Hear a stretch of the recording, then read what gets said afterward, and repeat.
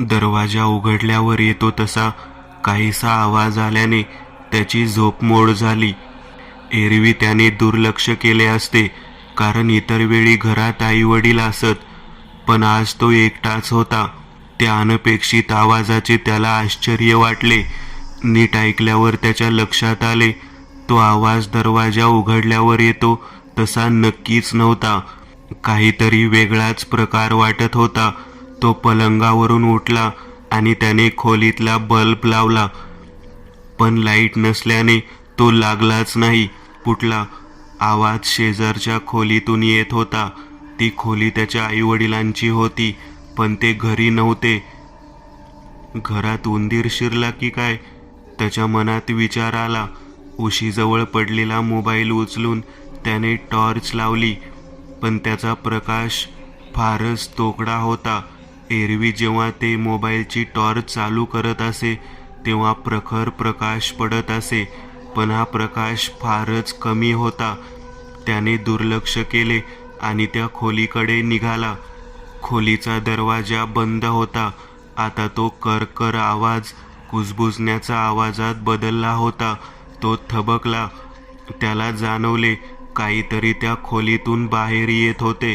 डोळ्यावरची झोप अजूनही उडाली नव्हती, मात्र हळूहळू मेंदूचे सर्व भाग जागे झाल्यावर या प्रकाराचा भयंकर अर्थ त्याला समजला. तो करकर आवाज कुठल्या तरी अज्ञात प्राण्याच्या जबड्यातून येत होता. आधी त्याने त्याच्या आईवडिलांच्या खोलीचा दरवाजा फक्त लोटलेला होता, त्याला बाहेरून कडी घातली नव्हती. आता त्याने घाई करून दाराला बाहेरून कडी घातली.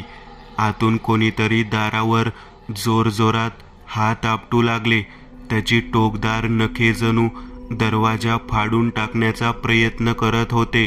त्याने मोबाईलची टॉर्च बंद केली आणि तो खिशात ठेवला आणि घराच्या मुख्य दाराकडे धावला. दाराची कडी तर उघडली, पण दरवाजा उघडता उघडत नव्हता. त्याने सर्व शक्तीसह प्रयत्न केला, पण व्यर्थ. घाईघाईत खिशातून मोबाईल काढला, तर त्यालाही नेटवर्क नव्हते. त्याच्या हृदयाचे ठोके वाढले होते. शरीर थरथर कापत होते. तो डोळे मिटून तसाच दाराला पाठ लावून बसला.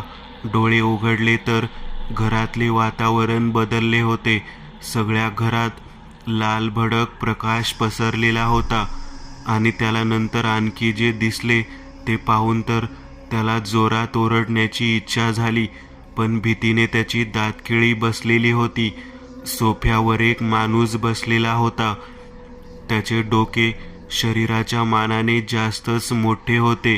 त्या चेहऱ्यावरचे डोळे सामान्य माणसापेक्षा खूप मोठे होते. हाडकुळे शरीर पांढरेफट पडलेले होते. हाताच्या टोकदार नख्या एखाद्या जंगली जनावरासारख्या दिसत होत्या आणि चेहऱ्यावर एक भेसूर हास्य होते आणि त्यामुळे त्याचे सुईसारखे टोकदार दात दिसत होते. अंगावरचे जुनाट कपडे ठिकठिकाणी फाटलेले दिसत होते. त्याचे घर एकांतात नव्हते. ओरडल्यावर शेजारची माणसे नक्कीच धावून येणार होती. तो ओरडला, वाचवा वाचवा, पण कितीही बळ केले तरी घशातून जोरात आवाज निघत नव्हता. हे तर नाही ना, हे ते तर नाही ना. त्याच्या मनात विचार आला. टाळ्या पिटत तो समोरचा विचित्र माणूस उठला आणि त्याच्याकडे येऊ लागला. त्याने घाई केली. मोहित हसला.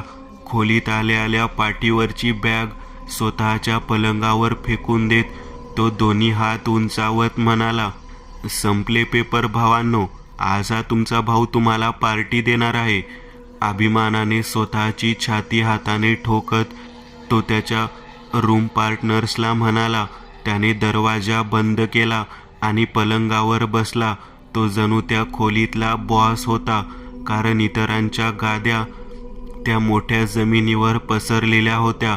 त्याचे रूम पार्टनर रोनक, विक्रम हे ऐकून खुश झाले. सुरेशचे मात्र या कुणाकडे लक्ष नव्हते. तो त्याच्या गादीवर जाऊन बसला. तुम जिओ हजारो साल मेरे भाई, परत एकदा हॅपी बर्थडे. पार्टीचे ऐकल्यावर रोनकला आणखी आनंद झाला होता. त्याने मोहितला मिठी मारली. खरंच मानले भावा, माणूस असावा तर तुझ्यासारखा, नाहीतर नसावा. विक्रम म्हणाला, खरे तर माझे नशीबच असे आहे. बघ ना, पेपर संपले त्याच दिवशी वाढदिवस आला. मला तर असे वाटते की पंख फुटलेत आणि मी हवेत उडतोय. मोहितला आनंद कसा व्यक्त करावा हेही समजत नव्हते. सुरेश मात्र शून्यात हरवला होता. त्याचे या तिघांकडे लक्षच नव्हते. विक्रम त्याला टपली मारत म्हणाला, काय यार, आपल्या भाईचा वाढदिवस आहे आणि तू काय मेलेल्या बकरीसारखा चेहरा करून बसलाय? हा, काही नाही, मी घरी जातोय. सॉरी मोहित, पण पार्टीसाठी मी नसेन. ती तुझी इच्छा, पण मला सांग, तुला काय झाले? तो सुस्कारा टाकत म्हणाला, पेपर झाल्यावर विजूच्या चहा टपरीवर गेलो होतो. तिथे समजले की या शहराच्या बाहेर तो बंगला आहे बघ. तू आणि रोनक तिथे गेला होता. कोणता? मोहितला आठवत नव्हते. अरे मोहित भाई, तुझे नाव ना विसरेश असायला हवे होते. सारखा विसरतोस. ते नाही का आपण प्रायव्हेट गाडी करून फिरायला गेलेलो मागच्या महिन्यात. परत येताना अचानक गाडी बंद पडली. ड्रायव्हर गाडी दुरुस्त करत असताना आपण दोन्ही मदत मागायला त्या बंगल्यावर गेलो आणि तिथे घंटा कोणी नव्हते बघ. तो भूत बंगला आठवला वाटते याला. रोनक म्हणाला, भूत बंगलाच आहे तो. सुरेश ओरडला, म्हणजे? अरे त्या टपरीवर तीच चर्चा सुरू होती. म्हणे मागच्या महिन्याभरात तिथून 4-5 लोक गायब झालेत. माझ्या मनात विचार आला, नशीब त्या रात्री तुम्हाला काही झाले नाही. वेट, म्हणजे खरंच का? हो, त्या टपरीवर बोलतानाही त्या लोकांची फाटत होती. कारण गायब झालेल्या लोकांची वाहने मिळाली, मुर्दे नाही. चला, ठरले. आज माझा वाढदिवस आपण त्या बंगल्यात साजरा करायचा. फायनल. चला, कोण येतोय? सुरेश तर आधीच येणार नव्हता. तुम्हा दोघांचे काय? आ देखे जरा, किसमे कितना है दम. आजचा मोहितचा आवेशच वेगळा होता. दोघांनी माना डोलावल्या. पण तू जे गाणे म्हणालास ना, त्याचे पुढचे वाक्यही लक्षात ठेव. जम के रखना कदम मेरे साथिया, असे काहीतरी वाक्य आहे ते, राईट? म्हणजे सावध राहा. जास्त मी काही म्हणणार नाही. सुरेश म्हणाला, साल्या, तुझे नाव सुरेश नव्हे, घाबरटेश असायला हवे होते. आणि काय सारखा घरी पळतोस रे? पेपरच्या आधी सुट्ट्या होत्या तेव्हाही घरी गेला होतास आणि आज पेपर झाल्या झाल्या चाललास. एक, तू टॉपर आहेस. आमच्यामुळे तुला इथे डिस्टर्ब होत असेल म्हणून कदाचित तू गावी गेला असशील शांततेत अभ्यास करायला. पण आता तर पेपर झाले ना, मग तू असायला हवा होतास यार. मोहित म्हणाला, वाढदिवसाच्या दिवशी नाराज नको हो यार. पण ते काय आहे ना, लग्न आहे पुढच्या आठवड्यात. काय? तू लग्न करतोय? तू गप रे. जवळच्या नात्यातले लग्न आहे एक, म्हणून कालच सगळे सामान भरून ठेवले. निघतो आता. सुरेश उठला. कोपऱ्यात ठेवलेले सामान उचलले. आणि परत एकदा विचार कर मोहित, उगीच रिस्क घेऊ नका. सुरेशने त्यांना वॉर्निंग दिली. सगळे सामान उचलले आणि त्यांचा निरोप घेत निघून गेला. बघा, पाहता पाहता गेलाही. विक्रम म्हणाला, तो गेला उडत, जाऊ दे त्याला. आता आपण काय करायचे? काय म्हणजे काय? त्या बंगल्यावरच वाढदिवस होणार माझा. मोहित पुढे म्हणाला, केक वगैरे घेऊन रिक्षा करून त्या बंगल्यापर्यंत जायचे. रात्रभर मुक्काम. उद्या रूमवर येऊन आंघोळ करायची आणि आपापल्या गावी जायचे. भाऊ, तुझे नाव ना मनमोकळेश असायला पाहिजे होते. रोनक टाळ्या पिटत हसत म्हणाला, हे कुठून आणलं रे घाबरटेश? अजून असे प्रत्येक शब्दाला एश लावतो विनाकारण. तुला वाटत असेल खूप भारी कॉमेडी होते त्याने, पण एकदम भंगार वाटते बघ. विक्रम चिडून म्हणाला, तू पण ना एक नंबरचा चिडेश आहेस. रोनकने असे म्हणताच तिघे खळखळून हसले. ते जाऊ द्या, पण कसे आहे ना? काल परीक्षेच्या टेन्शनमुळे रात्री 12 वाजता वाढदिवस साजरा करता आला नाही. म्हणजे आपल्याला केक वगैरे त्या बंगल्यावर कापावा लागणार, राईट? हो. खांदे उंचावत मोहित म्हणाला. हो काय हो? अरे गाढवा, ते काय आपल्या बापाचे घर आहे का? तिथे जाऊन आधी साफसफाई करावी लागणार. आता 2 वाजलेत. आम्ही दोघे सामान घेऊन तिथे जातो, साफसफाई करतो. नंतर सायंकाळी तू ये केक घेऊन. म्हणजे माझ्या वाढदिवसाचा केक मीच आणू? ठीक आहे, मी आणतो. पण बंगल्याची साफसफाई तू आणि रोनकने करायची, ओके? विक्रम जरा दरडावत म्हणाला. नको, मग मला फोन करा, मी येईन केक घेऊन. घाईघाईत आवश्यक सामान घेऊन ते दोघे बाहेर पडले आणि ते जाताच मोहित पलंगावर पडला. मोबाईलवर व्हिडिओ बघू लागला. मात्र लवकरच त्याला कंटाळा आला. मोबाईल बाजूला ठेवून देत त्याने डोळे मिटले आणि त्याला झोप लागली. मोबाईलच्या आवाजाने त्याला जाग आली. घाईघाईत त्याने कॉल रिसीव केला. भाऊ किती वेळापासून फोन करतोय? आम्हाला वाटले वाढदिवसाच्या दिवशीच मेला की काय? रोनक पलीकडून चिडून म्हणाला. सॉरी, अशी गाढ झोप लागली होती म्हणून सांगू. झोपेशपणा बंद कर. सायंकाळ झालीये, लवकर ये. इकडे रिक्षावाले यायला कंटाळा करतात जरा. नेहमीच्या रूटपेक्षा ऑड आहे म्हणून. बरं, येतो. कॉल बंद केल्यावर त्याला दिसले रोनक आणि विक्रमचे मिळून 10 मिस कॉल येऊन गेले होते. केक घेतल्यावर एक रिक्षा ठरवून मोहित रिक्षात मागे जाऊन बसला. रिक्षा निघाली. कॉलेजच्या कोणत्या वर्षाला साहेब? रिक्षावाल्याने विचारले. 3ऱ्या. बाकी आज वाढदिवस वाटतं? हो. काय साहेब, वाढदिवस साजरा करायला हवेली पर कोण येणार आहे? रिक्षावाला मिश्किलपणे हसत म्हणाला. त्याच्या वाक्यातला गूढार्थ मोहितला आपोआप समजला. छे, मित्रच फक्त. रिक्षाच्या बाहेर बघत मोहित म्हणाला. काय साहेब, मैत्रिणी बनवायच्या या वयात हीच उमर असते मजा मारायची. पुढच्या बर्थडेला हवेलीवर मित्रांना नाही तर एखाद्या खास मैत्रिणीला बोलवा. रिक्षावाला विचित्रच दिसत होता. तो बंगला माझ्या आजोबांचा आहे आणि ते तिथे राहतात. माझे आजोबा आणि मित्र असे आम्ही मिळून वाढदिवस साजरा करणार आहोत. आजोबा असल्याने असे काही करायचा मी विचारही करू शकत नाही. रिक्षावाल्याने हात झटकले. मला वाटले बंगल्यावर कोणीच राहत नसेल. मग रिक्षात शांतता पसरली. बडबड करणाऱ्या रिक्षावाल्याला गप्प करायची त्याची आयडिया यशस्वी ठरली होती असे वाटत होते. साहेब, केकचा एक तुकडा देणार का मला खायला? रिक्षावाल्याने विचारले. व्हॉट? सगळा केक मागत नाही मी, एक पीस फक्त. चालेल, डेस्टिनेशनवर पोहोचलो की देतो. थोड्या वेळाने रिक्षा बंगल्याजवळ थांबली. तो पैसे देऊन रिक्षातून उतरला. साहेब, केकचे विसरलात, रिक्षावाला ओरडला. दात ओठ खात तो मागे वळला. खिशातून 200 रुपये काढत तो म्हणाला. हे घ्या आणि याचा एक पूर्ण केक विकत घेऊन खा. रिक्षावाल्याने काही वेळ पैशाकडे आणि काही वेळ मोहितच्या चेहऱ्याकडे पाहिले. पैसे न घेता तो तिथून निघून गेला. व्हॉट द हेल, मोहित पुटपुटला. त्याने बंगल्याकडे बघितले.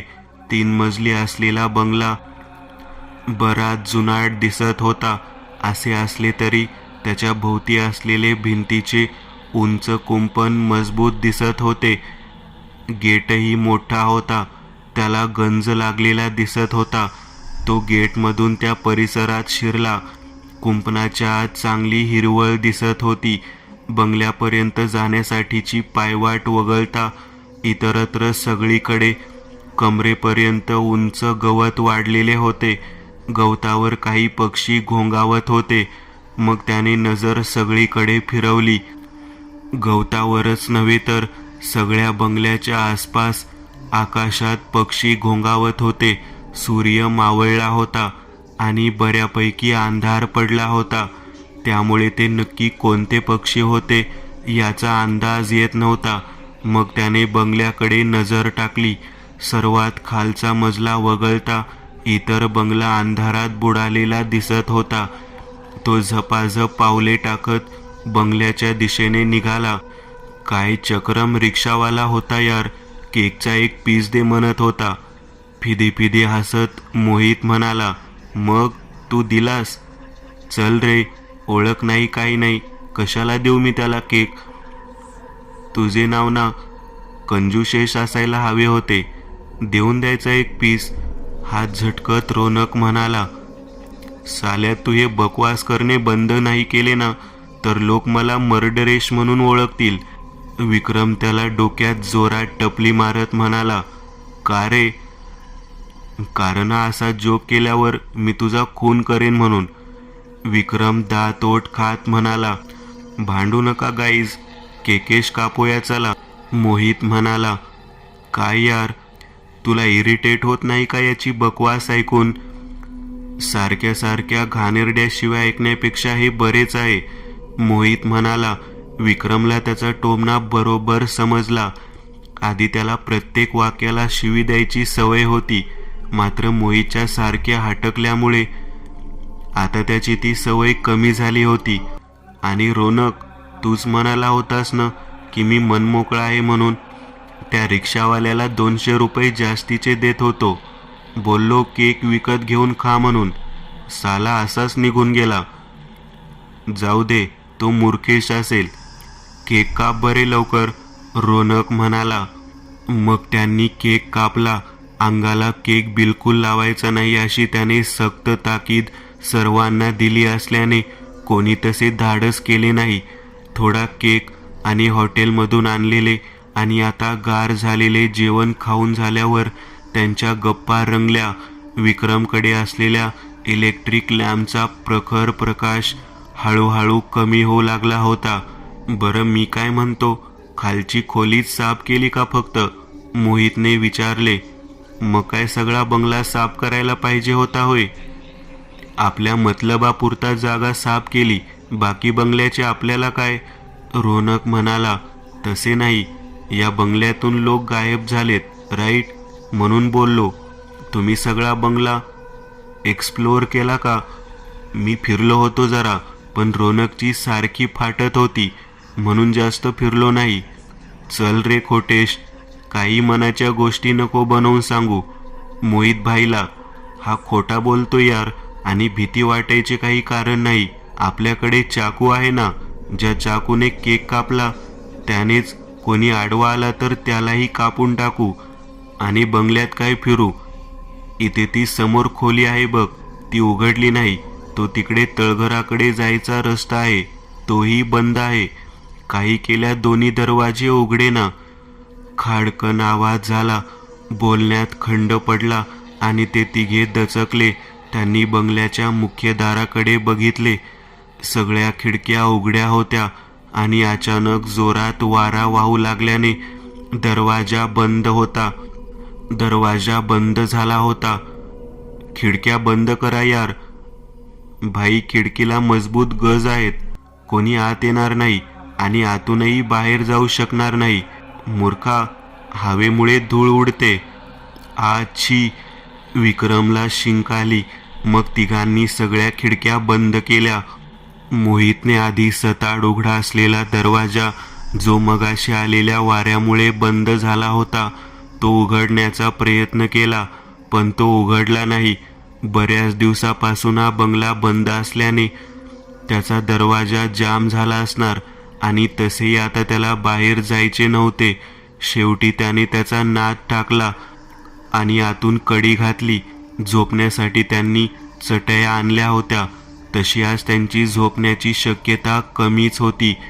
वाढदिवस असला की मग ती रात्र गप्पा मारण्यात, नाचण्यातच जात असे. नेहमी त्याचा वाढदिवस ते अशा युनिक वेगळ्या जागेवर साजरा करत. मागच्या वर्षी त्यांनी स्मशानाजवळ असलेल्या वडाखाली साजरा केला होता. ते पुन्हा चटईवर येऊन बसले. त्यांच्या गप्पा रंगल्या. दरम्यान लॅम्पची चार्जिंग संपली होती. मात्र त्यांना आता एक गोष्ट जाणवली. खोलीत अंधार नव्हता. खोलीच्या भिंतीमधून लालसर प्रकाश बाहेर पडत असल्याने खोली उजळली होती. चायला आपले लक्षच नाही रे इकडे. खोलीच्या भिंतीमध्ये बल्ब कसे बसवले असतील बे? रोनक म्हणाला. तू गप रे. मला असे वाटते की हा लॅम्प बंद झाला आणि मग अचानक भिंतीतले भिंतीत बल्ब नाही येत गाईज, भिंतच चमकते. मोहित म्हणाला. हा लॅम्प इतक्या लवकर बंद कसा झाला हेही विशेष वाटते. विक्रम लॅम्प निखरत म्हणाला. काहीतरी फ्युचर टेक वापरले असणार बंगल्याच्या मालकाने. ही भूताची अफवा त्याने पैसे देऊन पसरवली असणार. आपल्यासारखे टुकार लोक बंगल्याचे कुलूप तोडून आत येऊ नये म्हणून. रोनक हसत म्हणाला.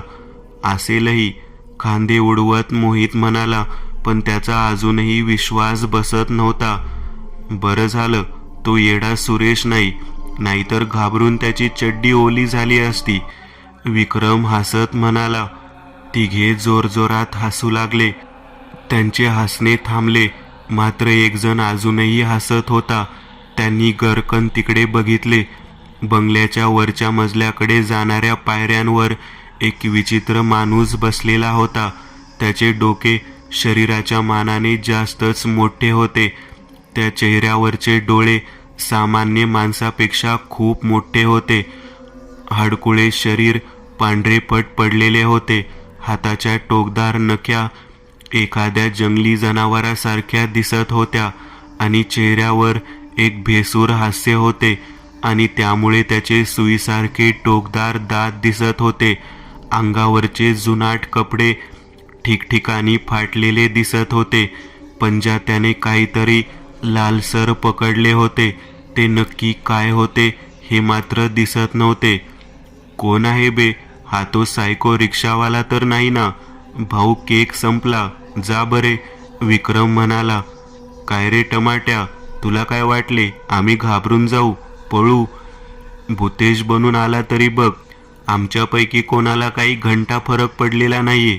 रोनक हसत आणि त्याची खिल्ली उडवत म्हणाला. मोहित काहीही म्हणाला नाही. तो शांतपणे त्याला निरखत होता. मुखवटा मस्त आहे, पण कपडे फाटलेले का घातले बे? रोनक ओरडला. तो माणूस त्यांच्याकडे बघत टाळ्या पिटत हसत होता. मग त्याने त्याच्या हातात असलेल्या लालसर वस्तूत हवा भरायला सुरुवात केली. पाहता पाहता ती वस्तू फुग्यासारखा फुगली. थँक्यू भाई, जरा लवकर फुगे फुगवले असते तर आपण भाग्य येण्याच्या आत भिंतीला फुगे लटकवले असते ना राव. रोनक तो माणूसही जोरजोरात हसत होता. त्याने हातात असलेल्या दोरीने फुग्याला बांधले आणि सोडले. फुगा वर वर जाऊ लागला. विचित्रच फुगा होता तो. त्याच्यावर नासांसारखे जाळे दिसत होते. त्याला लटकत असलेल्या दोऱ्याही लाल नसेसारख्या दिसत होत्या. गाईज, जोक करणे बंद करा प्लीज. नीट बघा, तो फुगा विचित्र आहे. त्याला दोरीने नव्हे, नसांनी बांधलेले आहे की काय? मोहित म्हणाला. दोघे नीट पाहू लागले तसा तो फुगा वेगाने खाली आला. अगदी विक्रमच्या चेहऱ्याजवळ येताच तो फाटकन फुटला. त्याच्यातले हिरवे द्रव त्याच्या चेहऱ्यावर उडाले. सुरुवातीला त्याला भयंकर वेदना झाल्या. तसा तो जमिनीवर पडून लोळू लागला. पाहता पाहता त्याच्या चेहऱ्यावरची त्वचा वाढू लागली. त्याचे ओठ एकमेकांना चिकटले, मग पूर्णपणे बंद झाले. पाहता पाहता ओठच गायब झाले, मग नाकही बंद झाले. त्याला श्वास घ्यायला त्रास होऊ लागला. तिथे पडलेले चाकू उचलून त्याने बंद झालेल्या ओठांवर फिरवला. चरकन रक्ताची धार उडाली.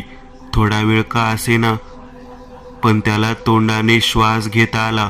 त्याने तोंड तसेच सताड उघडे ठेवले.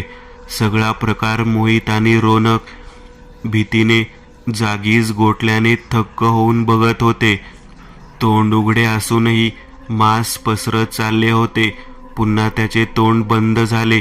श्वास घेता यावा म्हणून चाकूने त्याने स्वतःचे नाक कापून टाकले. रक्ताच्या धारा उडाल्या, पण सारे व्यर्थ जाऊ लागले, कारण आता शरीरावरचे मांस प्रचंड वेगाने वाढत होते. लवकरच त्याचे डोळे बंद झाले. हातातला चाकू गळून पडला. त्याची ती अवस्था बघून पायरीवरचा माणूस जोरजोरात हसत होता. त्याला तसेच सोडून ते दोघे दाराकडे धावले, पण दरवाजा काही केल्या उघडत नव्हता. दुसरीकडे तरफडत विक्रमने जीव सोडला. पायरीवरचे ते विचित्र दूड धावत विक्रमच्या मृतदेहाकडे आले. त्याचा पाय पकडून ओढून घेऊन जाऊ लागले. मात्र यावेळी मागे वळून बघणारा मोहित त्याच्याकडे धावला. मोहितला त्याच्याकडे येताना बघून ते भिंतीकडे धावू लागले आणि पाहता पाहता भिंतीत शिरले आणि नाहीसे झाले. भाई भाई, हे काय झाले भाई? रक्ताने माखलेल्या विक्रमच्या देहाकडे बघत दोन्ही हात डोक्याला लावत रोनक म्हणाला, हॅपी बर्थडे. बंगल्याच्या कुठल्या तरी कोपऱ्यातून आवाज आला. मोहितने विक्रमच्या रक्ताने माखलेला चाकू उचलला. आता दुःख करत बसायला वेळ नाहीये, आपल्याला काही करून इथून निघायचे आहे. तो रोनकच्या खांद्यावर हात ठेवत म्हणाला. रोनक अश्रू पुसत उठला. दोघे दाराकडे आले. दोघांनी सर्व शक्ती लावली, पण दरवाजा काही उघडला नाही. अचानक दाराच्या बाहेर जोरात आवाज झाला. जणू कोणीतरी जोरात किंचाळले होते. ते दारापासून दूर झाले. पाहता पाहता दारातून एक लाल भडक फुगा आरपार होत त्यांच्याकडे येऊ लागला. हॅपी बर्थडे, हॅपी बर्थडे, आज माझा हॅपी बर्थडे. बंगल्यात तो आवाज घुमत होता. दोघे फुग्यापासून दूर पळू लागले. पायऱ्या चढून ते वरच्या मजल्याकडे निघाले. वरच्या मजल्यावर येताच समोरच्या खोलीत ते शिरले. तिथे जमिनीवर प्रचंड धूळ साचलेली होती. कोपऱ्यात एकावर एक अशा लाकडी खुर्च्या रचलेल्या होत्या. मोहितने घाई केली. एक खुर्ची उचलून जोरात जमिनीवर आपटली. जुनाट असलेल्या त्या खुर्चीचे पाय मोडले. मग लाकडी पाय त्याने हातात पकडला. दारातून तो मांसल फुगा आत शिरला होता. त्याने जोरात नेम धरून त्याच्याकडे तो पाय भिरकावला. फाटकन फुगा फुटला आणि त्याच्यातला हिरवा द्रव जमिनीवर पसरला. मोहितने रोनककडे बघितले. भिंतीला पाठ लावून दोन्ही हातांनी डोळे झाकून घेत तो थरथर कापत बसला होता. तो त्याला काहीही म्हणाला नाही. त्याने त्या खोलीच्या खिडकीकडे बघितले. तिला उघडण्याचा प्रयत्न केला, पण तो व्यर्थ ठरला. चिडून त्याने जमिनीवर बसलेल्या रोनकला लाथ मारली. तो मोबाईल बघत होता. साला डरपोक, काय करतोय? अरे भाई, मदतीसाठी फोन करू म्हटलो, पण नेटवर्क नाही रे. मोहितनेही खिशातून मोबाईल काढला, मात्र त्याच्याही मोबाईलमध्ये नेटवर्क नव्हते. विचार कर रोनक, आपण असे काय करू शकतो की आपली या प्रकारातून सुटका होईल? थोडा वेळ विचार केल्यावर केक केक रोनक आनंदाने ओरडला.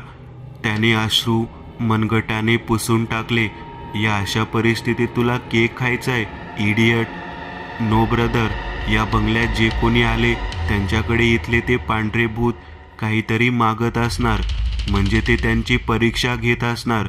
जो नापास तो खल्लास. चायला आजच पेपर संपले, आता भूतही परीक्षा घेतही साले. स्वतःच्या केसांवरून हात फिरवत मोहित म्हणाला, तसे नाही भाई, हे भूत केक मागते. पण केक संपला असणार ना? छे रे, हॉटेलातून आणलेले थंडगार जेवण खाण्याकडे लक्ष होते की आपले? अजून अर्ध्यापेक्षा जास्त केक उरलाय. देऊन टाकू केक त्या हरामखोराला. सिर सलामत तो केक हजर. जगलोच तर माझ्या दर वाढदिवसाला एक केक ठेवून जाईन इथे. पण तो साला स्वतः केक का घेत नाही? पहिली गोष्ट म्हणजे तो आपली परीक्षा घेत असणार, किंवा कदाचित आपण दिल्यावरच तो केक खाऊ शकत असेल तर. आता बंगल्यात शांतता होती. सुरुवातीला हळूच बाहेर डोकावून पाहिल्यानंतर बाहेर काहीही धोका नसल्याची खात्री झाल्यावर ते पायऱ्या उतरून खाली आले. खाली आता विक्रमचा मृतदेह दिसत नव्हता. इतकेच काय, जमिनीवर पडलेले त्याचे रक्तही गायब झाले होते.